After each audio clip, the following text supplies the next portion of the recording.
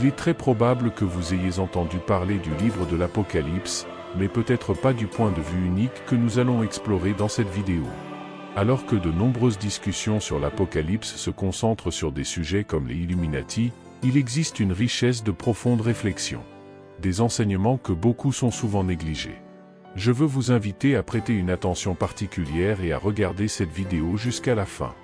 Les leçons que nous partagerons ont le pouvoir de nous éloigner des erreurs du passé, quels que soient qui nous sommes ou les circonstances auxquelles nous sommes actuellement confrontés.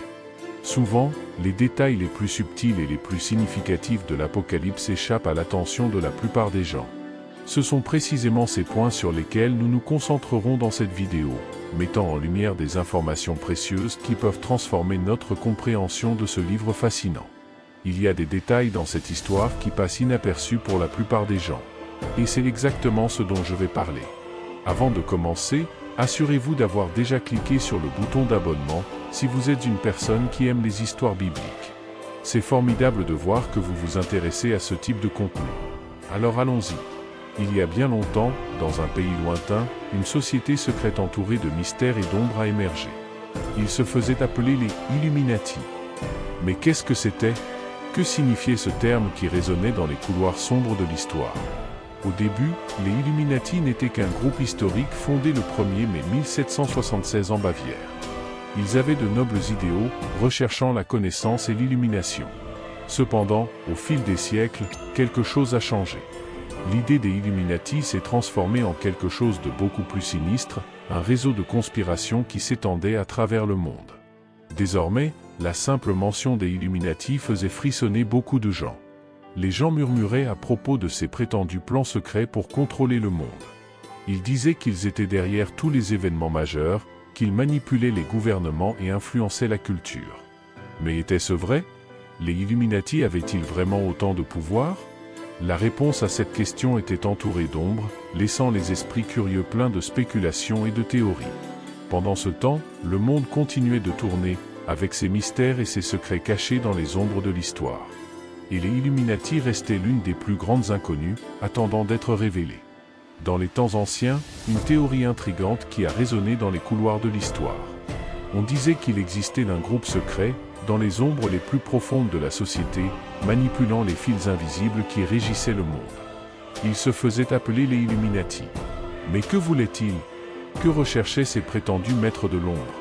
Les légendes disaient que ces objectifs étaient à la fois grandioses et terrifiants. Ils ne visaient rien de moins qu'un contrôle absolu du monde. Oui, vous avez bien entendu. Les Illuminati visaient à gouverner la planète entière, en établissant une religion unique pour tous, une gouvernance mondiale et en contrôlant toutes les économies du monde. Cela ressemble à quelque chose sorti d'un film de science-fiction, n'est-ce pas? Mais les histoires sur les Illuminati ne s'arrêtent pas là. Ils plongent dans les profondeurs de l'Apocalypse, où l'Antéchrist, figure sinistre annoncée dans les Écritures sacrées, apparaît comme une ombre menaçante sur l'humanité. On dit que les objectifs des Illuminati font écho à ceux de l'Antéchrist, alimentant la peur et l'incertitude parmi ceux qui entendent ces sombres histoires. Mais tout cela n'est-il qu'une simple légende? Ainsi, au plus profond des temps anciens, émerge une histoire intrigante qui résonne encore aujourd'hui. C'était une théorie entourée de mystères et d'ombres, connue sous le nom des Illuminati. Ces Illuminati n'étaient pas qu'une simple légende. Ils étaient réels, une société secrète qui suscitait curiosité et peur partout où ils allaient. Son histoire remonte aux confins de l'histoire, à une époque où le monde était encore jeune et plein de secrets. Mais que voulaient les Illuminati? Ah, c'était la question qui résonnait dans l'esprit de ceux qui en entendaient parler. Ils ont déclaré qu'ils visaient un contrôle absolu du monde, régnant sur toutes les nations et tous les peuples de la Terre. Ils rêvaient d'une gouvernance mondiale, d'une religion unique pour tous et d'une domination sur les économies mondiales. Mais cela ne s'arrête pas là.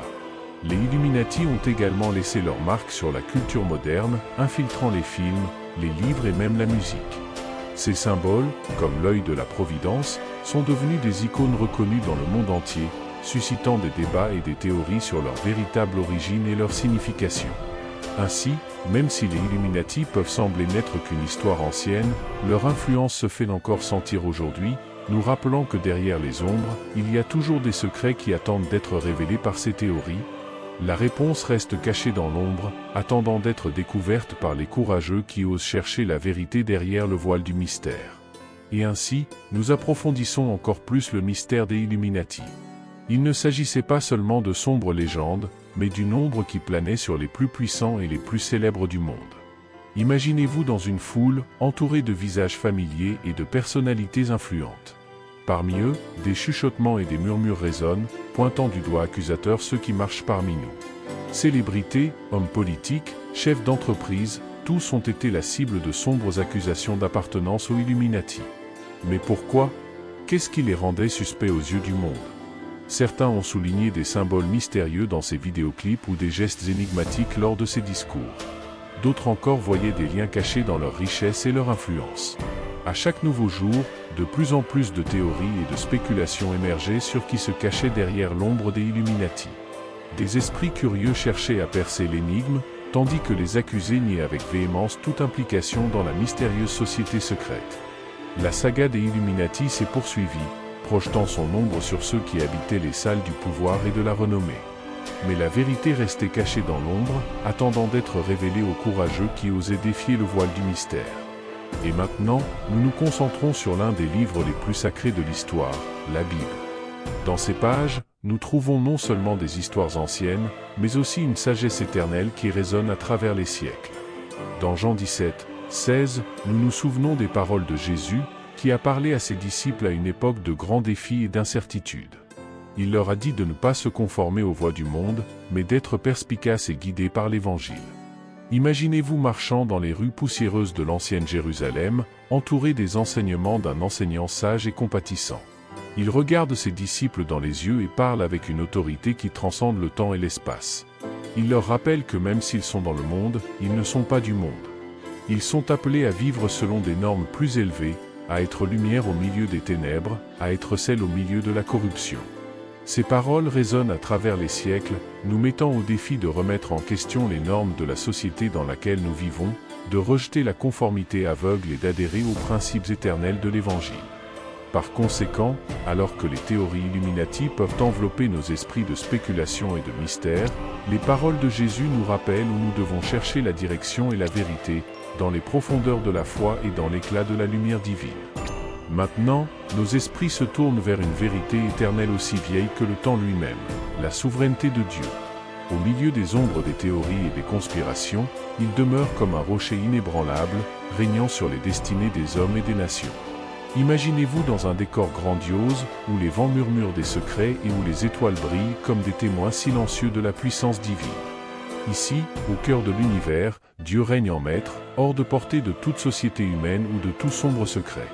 Ses mains ont façonné les montagnes, sculpté les vallées et donné vie au cosmos. Son souffle a donné la vie aux premiers êtres humains et sa voix résonne à travers les âges, nous appelant à le craindre par-dessus tout. Il est facile de se perdre dans les réseaux complexes des conspirations humaines, mais face à la grandeur de Dieu, tous les complots s'effondrent comme la poussière dans le vent. Il est le créateur de toutes choses, le souverain des cieux et de la terre, l'alpha et l'oméga, le début et la fin. Par conséquent, alors que nous discutons des complexités des sociétés secrètes et de leur influence sur le monde, nous devons nous rappeler qu'il existe un pouvoir plus grand, une présence divine qui transcende toutes nos compréhensions et spéculations. C'est lui qui nous appelle à le craindre par-dessus tout, à reconnaître sa souveraineté sur toute chose et à avoir confiance en son plan éternel pour l'humanité. Car, en fin de compte, c'est seulement devant lui que nous trouvons la véritable sécurité et la vraie paix. Nous plongeons désormais dans un royaume de notes et de rythmes, où la musique règne en maître sur le cœur et l'esprit des gens. Mais parmi les accords et les mélodies, une ombre inquiétante se profile, l'influence des Illuminati sur l'industrie musicale. Imaginez-vous dans les coulisses d'un grand spectacle, où des artistes de renom montent sur des scènes éclairées par la lueur des projecteurs. Mais derrière cette façade rutilante, des murmures complotistes résonnent dans les couloirs sombres. On dit que les Illuminati ont leurs griffes profondément ancrées dans la musique populaire, tissant leurs messages cachés dans des paroles de chansons et des clips vidéo fascinants. Certains se demandent si nous devrions écouter de la musique profane, craignant que les rythmes accrocheurs cachent un message plus sombre.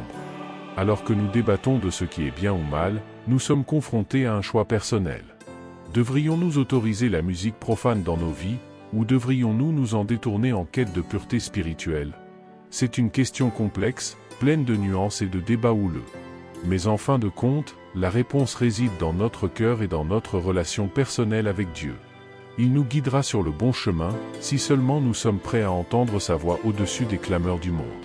Par conséquent, alors que nous naviguons sur les mers turbulentes de l'industrie musicale, nous devons garder les yeux fixés sur le phare de la vérité divine, qui nous guide en toute sécurité dans les eaux agitées de la vie. Nous entrons dans le monde enchanté de la musique, une force puissante qui transcende les limites du temps et de l'espace. Dans les pages de l'histoire, nous trouvons d'innombrables exemples de l'impact profond que la musique peut avoir sur nous. Imaginez-vous dans un vaste champ vert, où un jeune berger pince doucement les cordes de sa harpe. Ses doigts habiles créent des mélodies qui dansent dans les airs, soulevant le cœur de ceux qui l'entourent. La musique est bien plus que de simples sons. C'est un langage universel qui s'adresse directement à l'âme. Elle peut louer Dieu, comme le faisait le psalmiste David avec sa harpe, apportant réconfort et paix à ses auditeurs. Mais tout comme la lumière a son ombre, la musique peut aussi être utilisée à des fins sombres. On dit que dans l'occultisme, les pratiquants canalisent leur esprit à travers des chants et des rituels, recherchant le pouvoir et la connaissance au-delà des royaumes visibles. Et les émotions? Ah, ils sont comme des marées qui montent et descendent au son des mélodies. Une chanson joyeuse peut nous faire danser de joie, tandis qu'une mélodie triste peut nous envelopper d'une brume de mélancolie. Par conséquent, alors que nous nous délectons des sons enchanteurs de la musique, nous devons nous rappeler sa double nature. Cela peut nous élever vers les hauteurs du ciel ou nous entraîner dans les profondeurs les plus sombres de l'enfer. C'est une danse délicate entre la lumière et l'obscurité, et c'est à nous de choisir judicieusement le chemin que nous suivons. Car, en fin de compte, la musique est une bénédiction divine qui peut nous guider dans notre cheminement spirituel, si seulement nous savons écouter avec un cœur ouvert et un esprit éveillé. Et maintenant, nous parcourons les pages anciennes de la Bible, où nous trouvons des histoires qui résonnent à travers les siècles, révélant le pouvoir transcendant de la musique. L'une de ces histoires nous emmène à l'époque du roi David, un jeune berger qui allait devenir l'un des plus grands dirigeants d'Israël. Imaginez-vous sur les collines verdoyantes de Bethléem, où David faisait paître ses moutons et chantait avec sa harpe des chants de louange à Dieu. Mais son parcours musical ne se limitait pas au troupeau, elle l'emmènerait dans des endroits plus hauts et plus profonds qu'il ne l'aurait jamais imaginé. Un jour, le destin l'emmène au palais du roi Saül, dont le cœur était troublé par un mauvais esprit. Les murmures de la cour résonnaient avec inquiétude, car aucun remède terrestre ne semblait calmer la tempête intérieure du monarque. C'est alors que quelqu'un se souvint du jeune berger dont les mélodies enchanteresses avaient été entendues sur les collines de Bethléem. David fut convoqué devant le roi, sa harpe à la main et son courage dans le cœur. Pendant que David jouait des cordes de sa harpe, il chantait de doux chants de louange et d'adoration à Dieu. Sa musique était comme un baume pour l'âme troublée de Saül, dissipant les ténèbres qui l'affligeaient et apportant la paix au plus profond de son être. Nous assistons ainsi au pouvoir miraculeux de la musique, capable de transcender les barrières du temps et de l'espace et d'influencer les atmosphères spirituelles. Car, entre les mains d'un véritable fidèle, la musique devient une arme puissante contre les forces du mal, apportant la lumière là où il y avait autrefois des ombres et redonnant l'espoir là où était autrefois le désespoir. Puisse cette histoire nous rappeler le potentiel transformateur de la musique dans nos propres vies, et puissions-nous être comme David, des instruments entre les mains de Dieu, apportant guérison et espoir à un monde assoiffé de paix et d'amour. Pour les conseils avisés qui nous ont été donnés, même face au pouvoir transformateur de la musique. Nous trouvons dans les Écritures un avertissement pour ceux qui cherchent à utiliser la musique comme outil de libération spirituelle ou comme base pour des doctrines uniques. C'est comme un avertissement murmuré dans les pages anciennes, nous rappelant que même si la musique peut être une alliée dans le cheminement spirituel, il faut se garder de lui attribuer un pouvoir qui dépasse sa nature intrinsèque. Tout au long de l'histoire, nous voyons des exemples de la façon dont la musique a été utilisée pour réconforter les âmes en difficulté et pour élever les cœurs dans la louange de Dieu. Cependant, nous ne pouvons pas fonder des doctrines ou des pratiques spirituelles sur des exemples singuliers, aussi puissants qu'ils puissent paraître. Car, comme nous le savons, la véritable source de libération et de salut réside en Dieu et dans sa parole. La musique peut être un moyen de nous rapprocher de lui, mais ce n'est qu'un moyen et non une fin en soi. Par conséquent, tout en nous réjouissant des sons célestes de la musique, nous devons garder les pieds fermement ancrés sur le roc de la vérité divine. Nous devons être prudents dans nos pratiques spirituelles, en recherchant toujours la direction du Saint-Esprit et la sagesse qui vient d'en haut. Puisse ce souvenir nous guider dans notre voyage spirituel, nous permettant de profiter des merveilleux dons de la musique tout en restant ancrés dans la vérité éternelle de Dieu. L'un des aspects les plus fascinants de la musique, sa capacité à évoquer des souvenirs, à éveiller des émotions et même à déclencher de profondes réponses spirituelles. Imaginez-vous dans un jardin paisible, entouré des doux parfums des fleurs et du doux bruissement des feuilles au vent. Soudain, une mélodie familière atteint vos oreilles et vous êtes instantanément transporté dans le temps. C'est comme si la musique avait le pouvoir magique d'ouvrir des portes secrètes dans nos esprits, révélant des trésors oubliés depuis longtemps. Une simple chanson peut nous ramener en enfance, revivre des moments précieux avec des êtres chers disparus. Et les émotions? Ah, ils sont comme des vagues qui nous enveloppent, nous transportant vers des sommets de joie indescriptibles ou vers des abîmes de profonde tristesse. Une chanson joyeuse peut nous remplir d'espoir et d'optimisme, tandis qu'une mélodie mélancolique peut nous faire réfléchir sur les mystères de la vie. Mais l'aspect le plus surprenant de la musique est peut-être sa capacité à éveiller de profondes réponses spirituelles dans nos cœurs. Lorsque nous écoutons une musique qui touche notre âme, nous pouvons ressentir la présence de quelque chose de plus grand que nous, de transcendant et de sacré. C'est comme si la musique était un pont entre le terrestre et le divin, nous reliant à l'éternel et à l'immuable. Elle nous rappelle que nous sommes plus que de simples mortels et qu'un objectif plus grand nous attend au-delà des étoiles. Alors, tout en nous réjouissant des sons enchanteurs de la musique, laissons-nous envelopper par ses merveilles et ses mystères.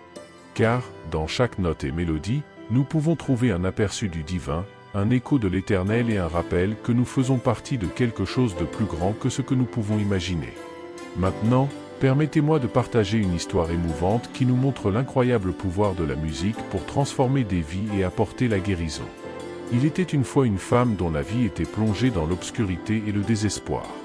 Elle a lutté contre les chaînes de la dépendance, perdue dans une spirale descendante de dépendance et de profonde souffrance. Il semblait qu'il n'y avait aucun espoir pour elle, que son destin était scellé par l'ombre du passé. Et puis, un jour, quelque chose d'extraordinaire s'est produit. Alors qu'elle déambulait dans les rues, perdue dans ses sombres pensées, elle entendit une douce mélodie dériver dans l'air. C'était comme si le ciel lui-même murmurait des mots de réconfort et d'espoir directement à son âme troublée. Cette chanson, si simple et pourtant si profonde, a touché son cœur d'une manière qu'elle n'avait jamais connue auparavant. Elle avait l'impression que les chaînes qui l'attachaient se dénouaient, comme si une lumière vive pénétrait les ténèbres de son existence. À partir de ce moment, la musique devient sa compagne constante, source de réconfort et d'inspiration dans ses moments les plus sombres. Elle a découvert que grâce à la musique, elle pouvait exprimer ses douleurs les plus profondes et retrouver un sens renouvelé. Lentement mais avec détermination, elle a commencé à parcourir un nouveau chemin, laissant derrière elle les chaînes du passé et embrassant une nouvelle vie pleine d'espoir et de possibilités. Elle a rejoint une communauté de mélomanes où elle a trouvé du soutien et des encouragements pour poursuivre son chemin vers le rétablissement. Ainsi, cette femme autrefois perdue dans l'ombre du désespoir s'est transformée en un phare de lumière et d'inspiration pour les autres. Son histoire est un témoignage vivant du pouvoir transformateur de la musique, un rappel que même dans les moments les plus sombres, il y a toujours une chanson d'espoir qui attend d'être entendue. Nous nous trouvons désormais confrontés à une question cruciale. L'impact de la musique qui aborde des thèmes négatifs tels que le sexe et la drogue, et comment cela peut affecter notre bien-être spirituel. C'est comme marcher sur une route sinueuse, où les notes de musique sont les pierres que l'on trouve tout au long du chemin. Certaines de ces mélodies nous entraînent dans des champs de fleurs odorantes, tandis que d'autres nous entraînent dans des abîmes sombres et dangereux. Lorsque nous entendons de la musique qui glorifie les relations sexuelles occasionnelles, la consommation de drogue ou d'autres comportements autodestructeurs, c'est comme si nous jouions avec le feu. D'une part, ces chansons peuvent sembler excitantes et passionnantes, nous enveloppant dans un réseau de plaisir momentané. Mais, d'un autre côté, ils peuvent aussi semer des graines de mécontentement, d'insatisfaction et de vide dans nos âmes. Avez-vous déjà eu l'impression d'être à une fête animée, mais à l'intérieur vous vous sentiez vide et désespéré?